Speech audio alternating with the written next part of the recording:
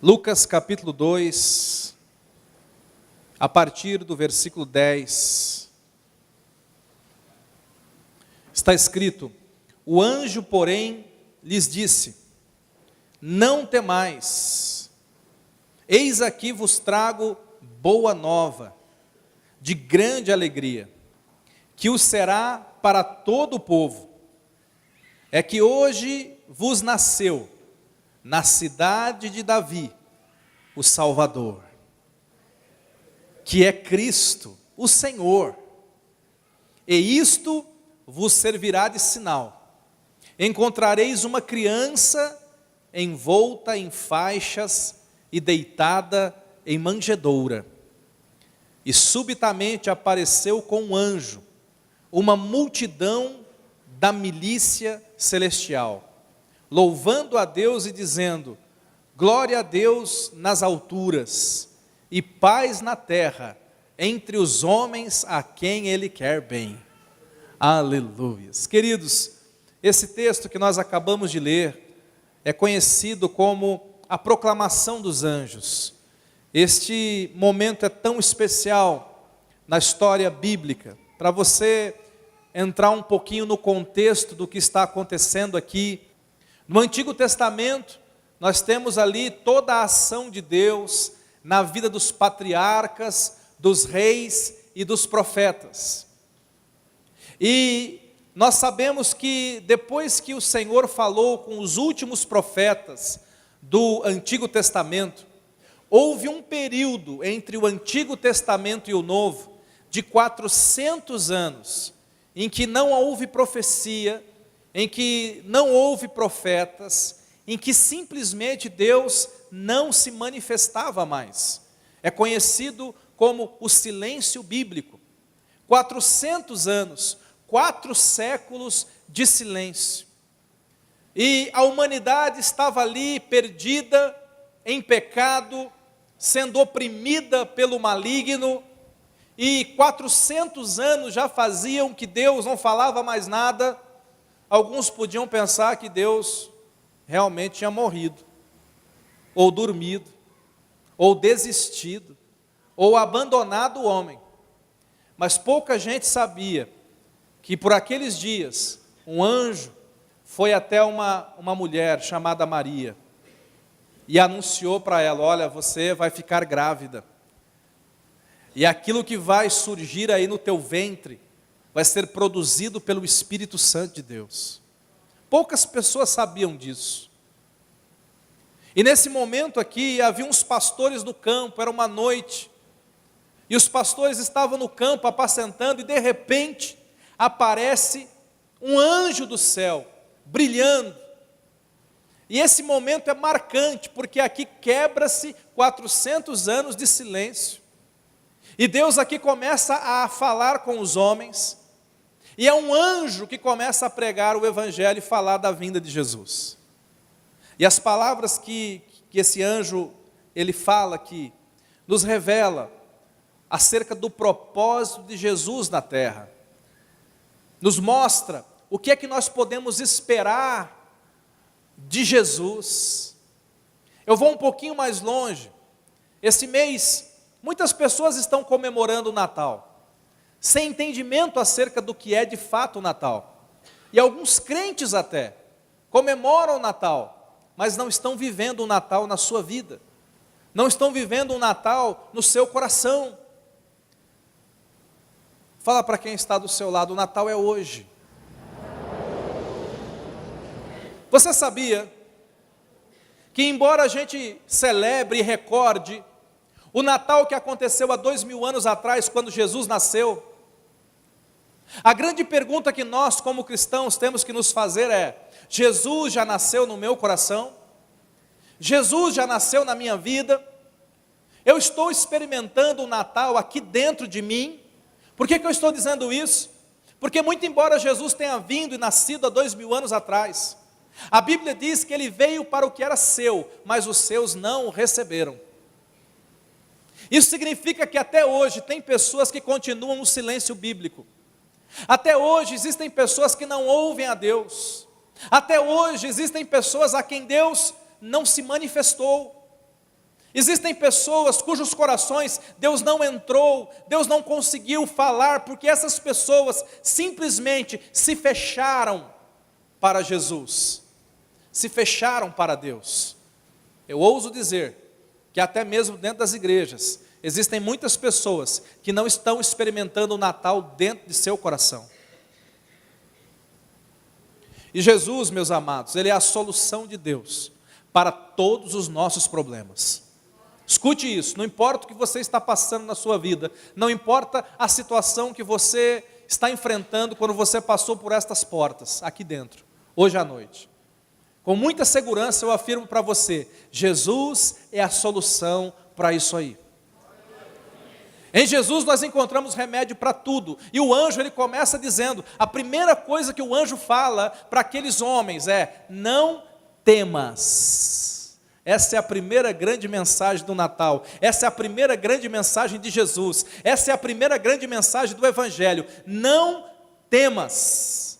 Você que está temendo, você que está atemorizado, quem sabe você esteja se sentindo intimidado, por causa de uma circunstância na tua vida, por causa de uma má notícia. Aqui, a primeira mensagem do Evangelho é, não temas. Fala para quem está do seu lado, não temas. Por que o Evangelho fala sobre isso? Irmãos, o medo é bom ou o medo é ruim? Pensa um pouquinho sobre isso. Porque nós temos que entender que o medo, ele também foi criado por Deus. Você sabia disso? O medo é algo bom. O medo, na hora certa, no lugar certo, sob controle, é uma reação que Deus plantou dentro de nós para a nossa proteção. Cadê o Davi? Sumiu? Ah, ele foi ali. O Davi, meu sobrinho, guitarrista. Eu lembro quando ele era pequenininho e a minha irmã estava assando um bolo naquele fogãozão, e o Davi estava perto do fogão, e a lateral do fogão esquentava mais do que o bolo, né? Então a Eliana ficava assim, sai daqui Davi, vai para a sala, vai brincar, e levava ele para lá, e quando ela se virava, ele voltava para a cozinha, e ela fez isso algumas vezes, e ela falava assim, fica longe do fogão, senão você vai queimar, e aquilo acho que entrou na cabeça dele, e ele não tinha medo, ele só tinha curiosidade. Então ele falou, bom, deixa eu ver se queima. E aí, tadinho, ele foi lá e colocou a mão na lateral do fogão. E quando ele tirou, né, estampou a mão dele assim, aquele, subiu na hora, né? Outra mão em cima da mão, aquela bolha gigante. Ele chorando, foi para o hospital, aquela coisa toda, né? Foi terrível, enfaixou a mão, fez um monte de coisa.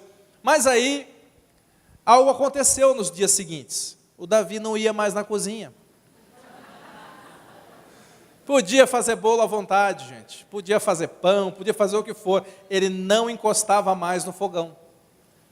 Ora, o medo o protegeu daí então. E a falta de medo o expôs ao perigo.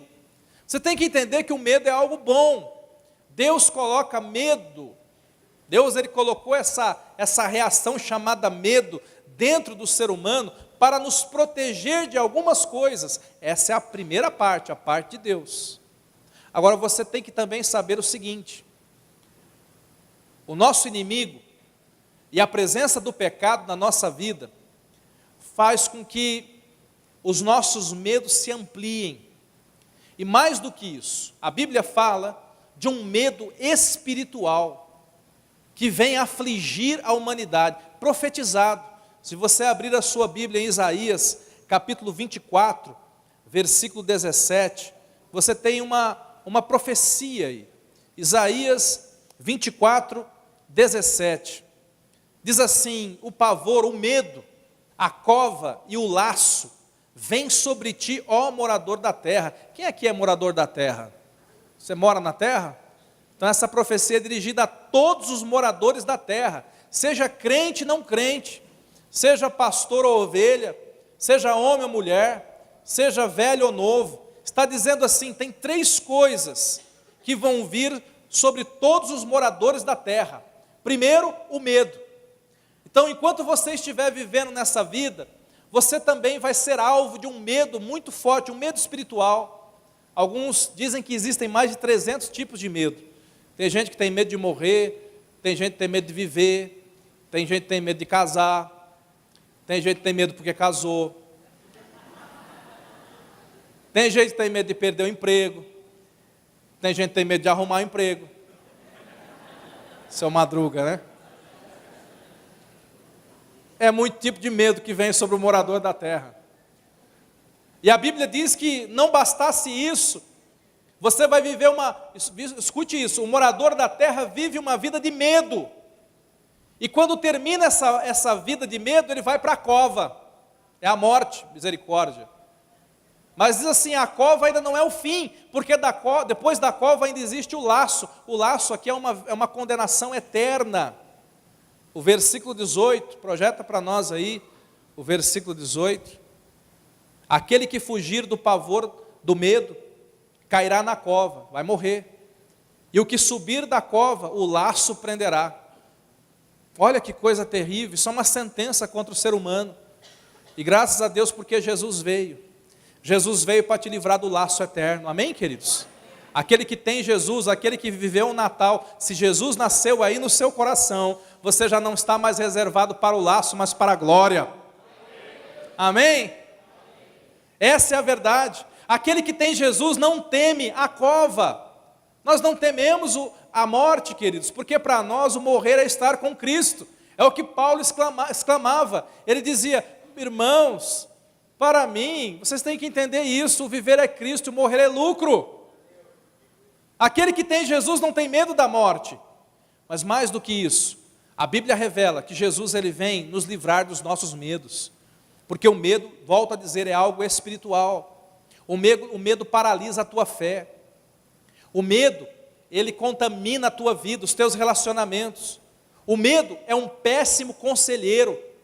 Pessoas que estão atemorizadas, pessoas que estão intimidadas, elas vão tomar decisões erradas por causa do medo. O medo bloqueia a sua oração. Tem pessoas que vão orar, mas elas estão tão preocupadas, tão sobrecarregadas de temor, de pavor, que elas não conseguem orar. É por isso que o anjo começa dizendo o seguinte, a primeira razão de Jesus vir à terra, é que ele vai remover esse medo maligno do seu coração. Ele vai fazer com que essas correntes, essas cadeias de medo caiam por terra. Jesus, certa vez, ele lá em João capítulo 14, no versículo 1, ele olha para os discípulos, ele percebe, ele discerne que os discípulos estavam atemorizados, que os discípulos estavam possuídos pelo medo. Vocês não devem entregar o seu coração ao medo. A Bíblia diz que lá no livro de Jó está escrito, o Jó dá um testemunho, ele diz assim, aquilo que eu temia me aconteceu. Escute, o medo atrai coisa ruim. E o medo, ele é como se fosse uma fé negativa. Escute isso, meu irmão. O medo é uma fé negativa. Se você comparar o medo com a fé, você vai descobrir o seguinte, primeiro, assim como a fé, o medo nasce aqui na mente. Assim como a fé é alimentada por pensamentos baseados na palavra de Deus, o medo que você sente é alimentado por notícias, por diagnósticos, por aquela conversa que as pessoas estão dizendo, olha, vai passar o facão aqui na empresa. E aí, tem gente já fala, eu sou o primeiro, sou o primeiro, sou o primeiro, sou o primeiro. Já começa. Está chegando o inverno, vou pegar gripe, vou pegar gripe, vou pegar gripe. Tem gente que é assim. E ele vai mastigando aquilo na mente. Ao invés de mastigar a palavra de Deus, para fazer aumentar a sua fé, essa pessoa começa a mastigar más notícias, começa a mastigar pensamentos negativos, e o que vai crescendo dentro dele é o medo. O que você tem alimentado aí na sua vida? O que é que você tem alimentado no seu coração? Do que é que você tem enchido a sua mente, meu amado? Responda aí para você. Jesus, ele vem nos libertar do medo. Salmo de número 27, Tem uma confissão tão linda, Salmo 27, verso 1. Olha o que diz lá o salmista. Salmo 27, verso 1. O Senhor é a minha luz e a minha salvação. A quem temerei? Aleluia. O que eu vou temer do quê? O Senhor é a força da minha vida. De quem me recearei? Olha isso. O salmista está dizendo o seguinte: medo também é ausência de Deus.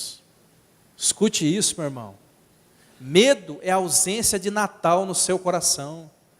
Medo é a ausência de Jesus na sua vida, porque ele diz: se o Senhor é a minha luz, se o Senhor é a minha salvação, de quem que eu vou ter medo? Se Jesus está comigo.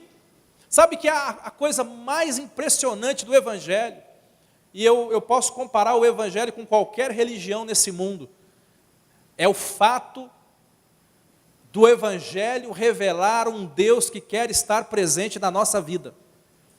Por que eu digo isso? Porque se você compara o Evangelho com qualquer outra religião, escute, talvez você está me ouvindo pela primeira vez nessa noite. Você pode comparar o Evangelho com qualquer outra religião. Todas as religiões falam sobre Deus, mas normalmente elas ensinam que Deus é um ser muito poderoso, mas inalcançável, inatingível, que você não vai conseguir interagir com Ele, se relacionar com Ele. O máximo que você pode fazer é se relacionar com os rituais aqui na terra, com algumas doutrinas. Mas quando você vai para o Evangelho, meu querido, o Evangelho ele revela um Deus presente, um Deus que ama, que se relaciona, um Deus que nos ouve e fala conosco. E mais do que isso, não apenas um Deus que habita os céus, mas um Deus que deixa a glória para habitar no nosso coração. Segundo a palavra de Deus, sabe qual é o endereço de Deus nessa noite? Você. Pastor, eu não sei se eu posso falar, porque eu não tenho certeza se Jesus habita em mim. Então, meu filho, se você não tem certeza é porque Ele não habita. Porque se Ele habitar, você não vai ter dúvida. Quando Ele fala, você não tem dúvida que Ele está falando. Se você não tem certeza, nessa noite, abra o teu coração e convide Ele para entrar dentro da sua vida. Convide Ele para fazer morada no seu coração. Como eu disse, quantas pessoas têm medo de ficar sozinho? Quantas pessoas têm medo de lutar as suas guerras sozinhas? Mas não é gostoso você saber, como salmista, depois que eu entendi que o Senhor está na minha vida e habita dentro de mim, a quem eu temerei? Eu vou para a mesa de cirurgia, Ele vai comigo. Eu vou responder no tribunal, Ele está comigo. Quando o inimigo vier contra mim, Ele está na minha frente. O Senhor está comigo, a quem eu temerei? É por isso que o anjo diz: olha, acabou o império, o domínio do medo. É por isso que ele diz: a partir de agora eu tenho uma grande notícia. E a primeira notícia que ele diz é: acabou o temor, acabou o medo. Eu fico imaginando aquele endemoniado gadareno. A Bíblia fala que o endemoniado gadareno tinha muitos demônios que oprimiam a vida dele. Ele arrancava a própria roupa, ele habitava em sepulcros, ele deixou a habitação da sua família, ele deixou a sua cidade, ele ficava num lugar ermo. Várias vezes tentaram prender aquele homem com cadeias, mas ele arrebentava as cadeias. Comece a imaginar o espírito oprimido daquele homem dentro daquele corpo, um espírito atormentado por aqueles demônios. Aqueles demônios eram de fato atormentadores, como todo demônio é. E durante um bom espaço da vida daquele homem, qual era a esperança que ele tinha de libertação, meu irmão? Sozinho em Gadara, naquele lugar, silêncio bíblico, não havia profetas, não havia quem orasse, não havia quem tinha a palavra de Deus, e os demônios oprimindo, e dentro dele, o espírito dentro dele, a quem clamar? Até que um dia, ele olha de lado, e ele vê um barquinho encostando na beira da praia, e desce Jesus daquele barco. E de repente aquele homem escuta os demônios, ele percebe os demônios se agitando ali dentro dele, e o mais forte olha para Jesus cheio de medo e diz: Jesus, tu vieste nos atormentar. Pela primeira vez na história o demônio estava com medo na terra. E os atormentadores agora estavam sendo atormentados por Jesus. Você sabia, quando você anda com Jesus, o atormentador dos demônios está com você? Você não tem que ter medo de demônio. Você não tem que ter medo de nada. É como aquela formiguinha que subiu nas costas do elefante e falou: vamos andar na floresta, porque eu e você somos a maioria. Quantos estão nas costas de Jesus aí? Aleluia! Fala para quem está do seu lado: não temas. O verdadeiro Natal é um Natal sem temor. O verdadeiro cristão anda sem medo nessa terra. Amém, queridos? Ele diz aqui para esse homem, para aqueles homens, ele diz: não temas. Lucas capítulo 2, versículo 10. Eis que vos trago uma boa nova. Isso é poderoso demais, queridos. Sabe como é que eu posso vencer o medo, pastor? Além de receber e abrir meu coração para Jesus, você precisa colocar a sua mente em boas notícias. Porque as pessoas que estão afligidas e oprimidas, elas estão assim porque elas estão ouvindo más notícias. Elas estão meditando em coisas ruins. Para o médico, sempre tem alguém que encosta, né, perto de você e fala: olha, meu tio morreu disso. E aí você pode ficar meditando: meu Deus, o tio dele morreu disso. Ai, meu pai. E aí você já começa a meditar naquilo. Mas o que a palavra de Deus nos ensina? É que toda vez que você tiver um mau pensamento, toda vez que o seu coração estiver invadido pela incredulidade, pela dúvida ou pelo medo, siga o conselho do anjo. Não temas. Eu trago uma boa notícia para você. Ou seja, medite em boas notícias. Mas pastor, e se não tiver nenhuma boa notícia nessa terra? Meu irmão, da terra eu não espero boa notícia nunca. Escute isso. O meu boletim de boas notícias está aqui. Eu quero saber as notícias do céu acerca de mim. Escute isso. Você tem que se perguntar assim: o que é que Deus está falando acerca de mim? O que é que a palavra de Deus está falando acerca de mim? É como um pastor que, ele conta que ele estava num voo, e o voo estava dando lá um chacoalhão assim, e tinha uma pessoa que estava rindo, um pouco antes da turbulência, rindo, e ele falou: achou legal o rapaz rir, mas começou a dar turbulência, e todo mundo começou a se desesperar, mas aquela voz continuou rindo, e ele falou: não é possível. E aí daqui a pouco, a turbulência mais forte, o pessoal gritando e o cara rindo, e o comandante falou: olha, estamos passando uma área difícil de turbulência, né, e tal.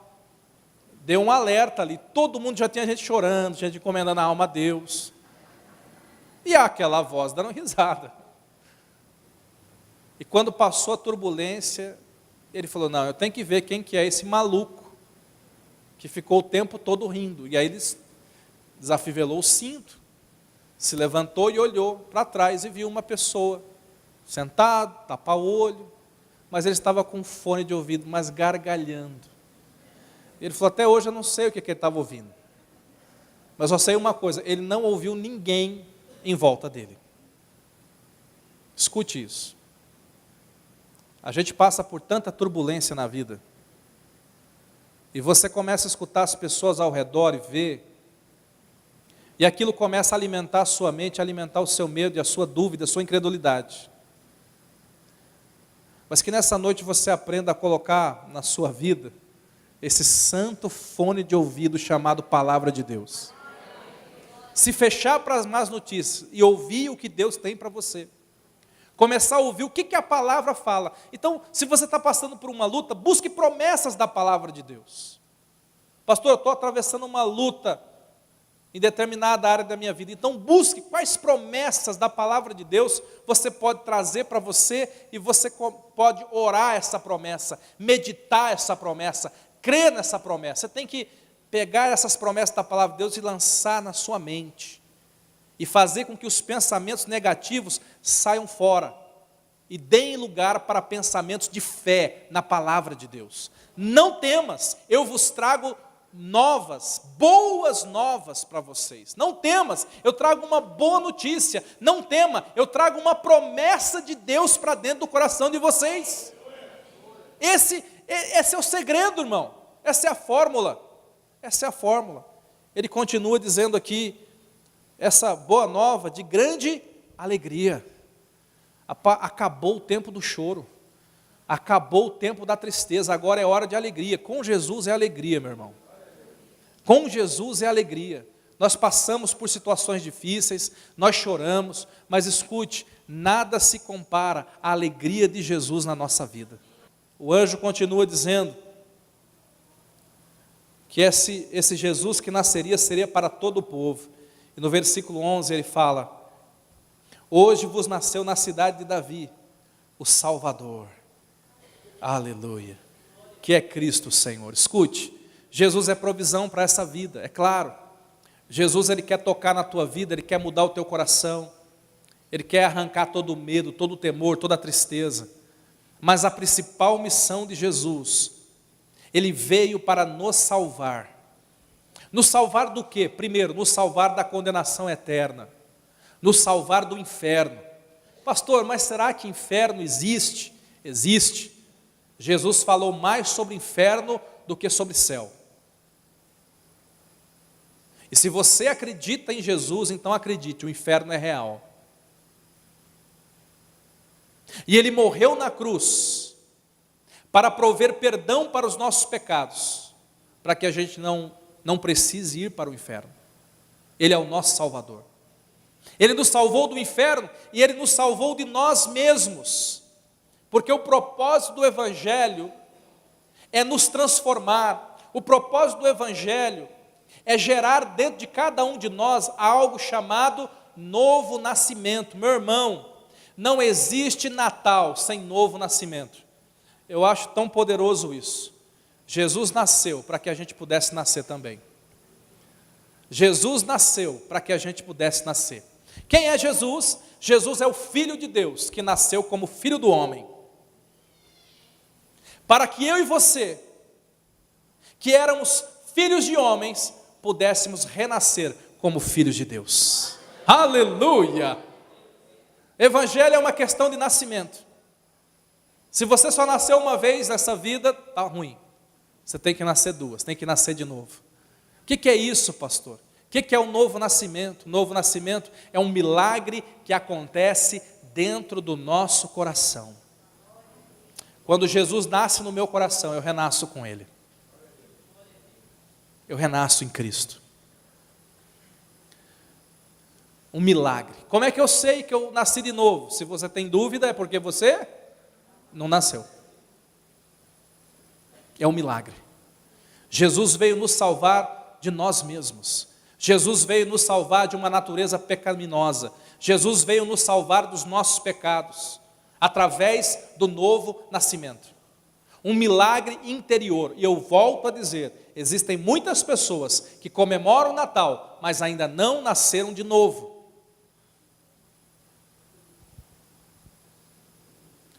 A melhor forma de você comemorar esse Natal é abrindo o seu coração para Ele. É dizendo, Jesus nasce aqui dentro e me deixa nascer de novo. Opera, porque esse é um milagre que só Deus pode fazer no nosso coração. Só Deus pode fazer isso. A Bíblia diz que Jesus é Salvador, mas não basta ser Salvador. O anjo diz assim que Ele também é o Senhor. O que é ser Senhor? É ser o governador, o dominador, o chefe da nossa vida. Tem gente que quer andar com Jesus Salvador. É bom, né? Jesus me salva, Jesus me livra, Jesus me cura. Aí, Jesus quer te dirigir. Não, Salvador, Senhor não pode. Eu só quero Jesus que salva. Você não pode receber o Evangelho por partes. O verdadeiro Natal é o Natal em que Jesus manda. É o Natal em que Jesus fala. É um Natal onde Jesus é obedecido. É um Natal onde você submete a sua vida a Ele. Senhor Jesus, como é que o Senhor quer que eu viva o meu casamento? Senhor Jesus, como é que o Senhor quer que eu faça os meus negócios? Senhor Jesus, como é que o Senhor quer que eu governe os pensamentos da minha mente, os sentimentos que eu tenho dentro de mim?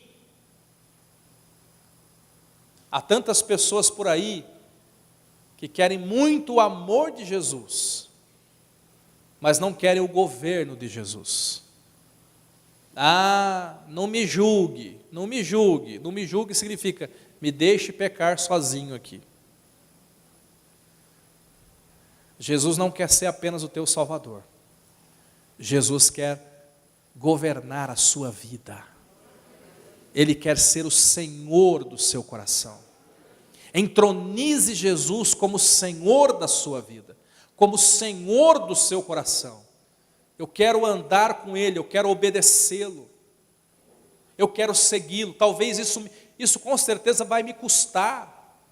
Eu vou ter que fazer algumas escolhas, eu vou ter que fazer algumas renúncias, provavelmente eu vou ter que deixar algumas atitudes, algumas preferências. Mas escute isso, meu irmão, vale a pena seguir Jesus, vale a pena você obedecer a Deus, vale a pena você segui-lo. O anjo continua para a gente encerrar, versículo 12, ele diz assim: isto vos servirá de sinal, encontrareis uma criança envolta em faixas e deitada em manjedoura.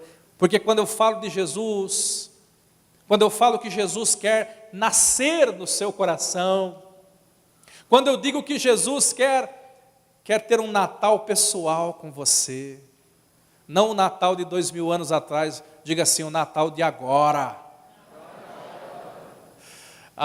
Eu sei que tem pessoas que me escutam e dizem assim, até com sinceridade no coração, elas dizem assim: como pode Jesus querer nascer no meu coração? Só eu conheço a minha vida, só eu conheço a podridão das minhas palavras, só eu conheço os meus pensamentos. Como pode Jesus? Uma vez alguém falou assim para mim, eu estava evangelizando um jovem uma vez, e ele falou assim para mim: o meu pecado é tão grande que eu tenho certeza que Jesus não me quer. E para mim essa aqui é uma revelação tão linda. Quando Jesus nasceu, já perguntou: Jesus, por que tinha que ser naquele lugar? Tudo bem, não precisava ser um palácio de ouro e cristal para o Senhor nascer aqui na terra, mas podia ser num lugarzinho melhorzinho. Ele nasceu dentro de uma estrebaria, uma cocheira. O que mais tem lá é urina e fezes. E quando nasceu, ele não foi colocado num berço, numa manjedoura. A manjedoura é um coxo, onde os animais vão comer. Você imagina o cheiro daquele lugar. E essa é uma revelação de Deus para você nessa noite. Por que ele quis? Por que ele foi para aquele lugar? Por que Deus permitiu que ele nascesse ali? Para te passar a seguinte mensagem: se ele nasceu naquele lugar, ele pode nascer em qualquer coração sujo dessa terra. Você nunca vai estar num lugar tão longe que Jesus não possa te alcançar. Você nunca vai estar num lamaçal tão feio que Ele não possa te resgatar. E nesta noite eu estou falando com você que entrou aqui se sentindo sujo, se sentindo indigno, leproso, se sentindo distante, longe, indigno do amor de Deus. Ele está falando para você: eu que nasci naquela manjedoura, naquela estrebaria, eu quero nascer dentro do seu coração. Deixa ele nascer, meu irmão, ele vai limpar essa sujeira. Deixa ele nascer, que ele vai mudar tudo isso aí dentro.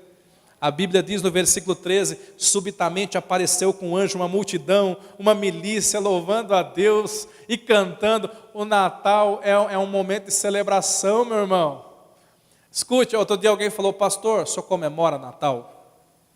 Eu falei: olha, meu irmão, ele falou assim: é certo comemorar Natal? Eu falei: Deus comemorou, e os anjos também. Amém, meu irmão? E olha, eles cantaram, uma multidão de anjos cantando, aquele coral, igual sexta-feira, dia 22. Imagina aquele coral adorando, celebrando. A mensagem de Natal, Jesus, Ele vem também para nos ensinar a adorar a Deus, não viver para nós. Nesse cântico, para encerrar, ele diz assim, glória a Deus. Olha, uma letra de música escrita por anjos, tá? Aqui não é por homem não, coisa que é com uma composição de anjos, coisa gloriosa. E a música tinha uma estrofe só. Eu não conheço a melodia, então não vou cantar, né? Mas o estrofe da música dizia assim, glória a Deus nas alturas e paz na terra entre os homens a quem Ele quer bem. Deus quer o bem para você. Você pode rejeitá-lo, você pode não amá-lo, você pode desobedecê-lo, você pode até por insistência ir para o inferno, mas você vai sabendo, Ele quis o bem, Ele quer o bem, Ele te ama, Ele se interessa por você, Ele quer a paz na tua vida, Ele quer o melhor. A Bíblia diz, Ele fala, alguém fala assim, será que Deus quer o bem mesmo? Eu acho que Deus não quer o bem não, eu acho que Deus às vezes planeja o mal, afinal, olha quanta coisa ruim. E é por isso que Deus fala na Bíblia, eu é que sei os pensamentos que tenho a respeito de você, pensamentos de bem, pensamentos de paz, para vos dar o fim que esperais.